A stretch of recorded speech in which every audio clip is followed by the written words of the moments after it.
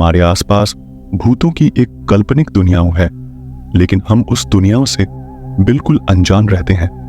बहुत सी प्राचीन किताबों में भूतों के अस्तित्व का वृत्तांत मिलता है। भूत का बच्चा, भूतिया बच्चा कहानी उन्हीं काल्पनिक घटनाओं से प्रेरित होकर लिखी गई है। एक छोटे से शहर में बिंदिया नाम की एक औरत रहती थी। वह शादीशुदा थी, लेकिन उसकी कोई औलाद नहीं थी। 3 बार उसका गर्भपात हो चुका था। वह बच्चे को पाने के लिए व्याकुल रहती थी, लेकिन हर बार उसकी गोद सूनी ही रह जाती थी। बिंदिया ने औलाद को पाने के लिए कई तरह के उपाय किए थे।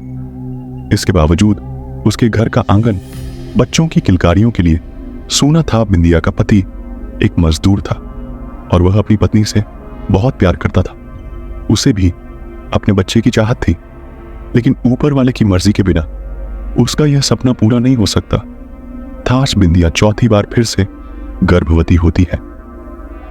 इस बार दोनों बड़ी उम्मीद से गर्भ के बच्चे का ख्याल रखते हैं। बिंदिया का पति उसके खाने पीने की बहुत सी चीजें लाकर रख देता है और कहता है कि इस बार तुम्हें अपने बच्चे को पूरा पोषण देना होगा, जिसके लिए तुम्हें मजबूती से खाना पीना होगा और अपना ध्यान भी रखना पड़ेगा। बिंदिया अपनी पति की बात सुनकर सर हिलाती है। दरअसल वह अंदर से टूट चुकी है। बच्चे को पाने की उसने अपनी सारी उम्मीदें खो दी हैं, लेकिन अपने पति के आत्मविश्वास को देखकर वह अपनी हिम्मत बढ़ाती है और तय करती है कि इस बार वह मां बनकर ही रहेगी।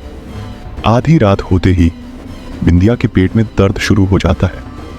अचानक बिंदिया के पति की नींद खुलती है और वह बिंदिया को अपनी गोद में लेटाकर हौसला देता है।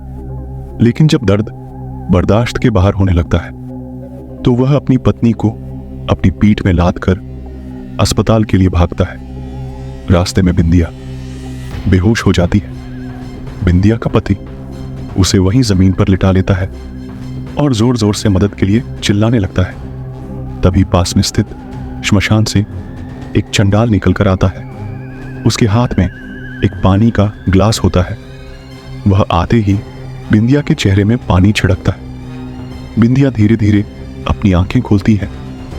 तभी बिंदिया की प्रसव पीड़ा बढ़ने लगती है। बिंदिया का पति उसे जोर से पकड़ लेता है और उसका हौसला बढ़ाने लगता है। श्मशान का चंडाल अपने कपड़ों से राख निकालकर बिंदिया के पेट में लगाता है, जिससे बिंदिया की तकलीफ शांत हो जाती है और कुछ ही पल में एक बच्चा पैदा होता है। लेकिन काफी देर तक जब बच्चे में कोई प्रतिक्रिया नहीं होती तो बिंदिया रोने लगती है, क्योंकि यह बिंदिया का चौथा बच्चा था जो पैदा होते ही उसे छोड़ गया। बिंदिया का पति बच्चे की मौत से दुखी हो जाता है, लेकिन वह अपनी पत्नी के सामने अपना दुख व्यक्त नहीं करता। तभी उसकी नजर चंडाल पर पड़ती है। चंडाल हाथ जोड़कर आंख बंद किए हुए कोई मंत्र पढ़ रहा होता है।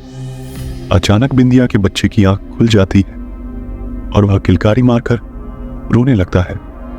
बच्चे की किलकारी सुनते ही बिंदिया और उसके पति अपने बच्चे को गले से लगाकर चूमने लगते हैं। कई सालों बाद उन्हें संतान का सुख प्राप्त हुआ था। दोनों श्मशान के चंडाल को धन्यवाद देते हैं और उसके चरणों में गिरकर उसका अभिवादन करते हैं। चंडाल बिना कुछ बोले श्मशान में वापस लौट जाता है। बिंदिया का पति अपनी पत्नी और बच्चे को साथ में लेकर घर वापस आ जाता है। दोनों अपने बच्चे के साथ बहुत खुश होते हैं। एक रात बिंदिया की नजर खुलती है तो वह देखती है कि उसका बच्चा कमरे में पैदल चल रहा है, लेकिन वह तो सिर्फ 2 महीनों का है। बिंदिया सोच में पड़ जाती है कि इतना छोटा बच्चा कैसे चल सकता है।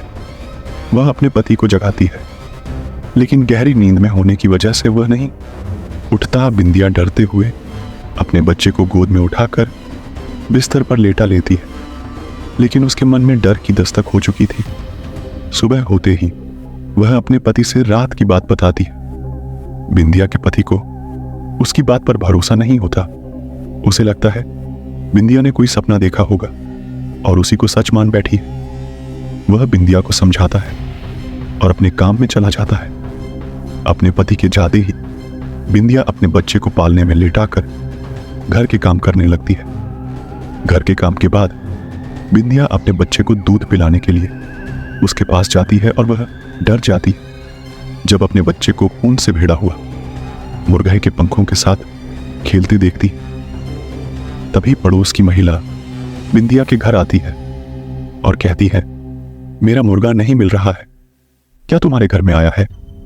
बिंदिया कुछ नहीं समझ पा रही थी। उसका दिल मानने को तैयार नहीं था कि इतने छोटे से बच्चे में इतना बड़ा मुर्गा खा लिया था। वह अपनी पड़ोसन से झूठ कह देती है कि मैंने नहीं देखा है। शाम को जब बिंदिया का पति घर आता है तो बिंदिया बहुत घबराई होती है और कमरे के कोने में शांत बैठी होती है। वह आते ही बिंदिया से कहता है, क्या हुआ, तुम ऐसे क्यों बैठी हो? तभी वह अपने पति के गले लगकर रोने लगती है और कहती है, यह कोई साधारण बच्चा नहीं, क्योंकि आज इसने पूरा जिंदा मुर्गा ही खा लिया। बिंदिया का पति यह बात सुनते ही हक्का बक्का रह जाता है। वह जल्दी से उसी श्मशान की तरफ भागता है जहां यह बच्चा पैदा हुआ था। वहां पहुंचते ही उसे वही चंडाल फिर से दिखाई देता है। उनके पास पहुंचते ही वह कहने लगता है, बाबा, वह बच्चा तो असाधारण है, क्या उसे कोई भूत बाधा आई है? लेकिन चंडाल को सब कुछ पहले से ही पता था। वह कहता है, तुम्हारा बच्चा तो पैदा होते ही मर गया था, लेकिन तुम लोगों के दुखों को देखते हुए मैंने एक प्रेतात्मा को तुम्हारे मृत बच्चे के शरीर में प्रवेश करवा दिया था, जिसकी वजह से वह जिंदा है। लेकिन वह एक अमावस्या तक ही प्रेतात्मा उस बच्चे के शरीर में रह सकती है और उसके बाद तुम्हारे बच्चे की सांसें बंद हो जाएंगी। चंडाल की बात सुनकर वह उनसे इस समस्या के समाधान पूछता है। चंडाल बताता है कि यह तो तुम्हारे कष्टों की शुरुआत है। अगर वह बच्चा तुम्हारे घर में रहा तो हर दिन तुम्हारे घर में मौत का तांडव होगा, क्योंकि यह भूत का बच्चा है। लेकिन यदि बच्चे की मां श्मशान में सारी रात उस बच्चे के साथ भूतियां साधना करें तो तुम लोगों की जान बच सकती है। बिंदिया का पति अपने घर पहुंचकर अपनी पत्नी को सारी बात समझा देता है, लेकिन वह अपने बच्चे से जुदा नहीं होना चाहती। वह कहती है, जब तक मेरा बच्चा मेरे साथ है मैं उसे जानबूझकर अपने से अलग नहीं कर सकती, भले यह मेरी जान ही क्यों ना ले ले। बिंदिया के पति को अंदाजा था कि उन्होंने बहुत बड़ी आफत पाल ली है। वह मन में तय करता है कि जब बिंदिया सो जाएगी तो वह उसके बच्चे को उससे अलग कर देगा। बिंदिया का पति रात होने का इंतजार करने लगता है। जैसे ही बिंदिया सो जाती है वह बच्चे को लेकर श्मशान पहुंच जाता है और चंडाल के पास जाकर कहता है, बाबा, ये आफत आप ही संभालो, बस हमें बचा लो। चंडाल बच्चे को देखते ही उसे डांटते हुए कहता है, तुमने अपने साथ साथ मेरी मौत का भी इंतजाम कर लिया, जो इसे इसकी मां के बिना ले आए। चंडाल के इतना बोलते ही बच्चे की आंखें लाल हो जाती और वह जमीन पर खड़ा हो जाता है। चंडाल बच्चे के सम्मोहन में वशीभूत हो जाता है और वही श्मशान में बने हुए एक गड्ढे में गिरकर बेहोश हो जाता है। बिंदिया का पति चंडाल की दुर्दशा देखकर डर जाता है और वहां से भागने लगता है, लेकिन एक अदृश्य ताकत उसे पैरों से पकड़कर कई बार जमीन पर पटकती है, जिससे वह लहूलुहान हो जाता है और बच्चा उसे उसी गड्ढे में डाल देता है जिसमें चंडाल पहले से पड़ा हुआ है। दोनों के गड्ढे में जाते ही श्मशान में जोरदार हवाएं चलने लगती है और मिट्टी उड़कर उसी गड्ढे में जाने लगती है और देखते ही देखते दोनों जिंदा ही दफन हो जाते हैं। यहां दूसरी तरफ जैसे ही बिंदिया की नींद खुलती है, उसका बच्चा उसके बगल में लेटे हुए मुस्कुरा रहा होता है, लेकिन बिंदिया के पति का कुछ पता नहीं चलता हुआ है। वह रात भर अपने पति का इंतजार करती रहती है। और इसी के साथ कहानी का पहला भाग समाप्त हो जाता है।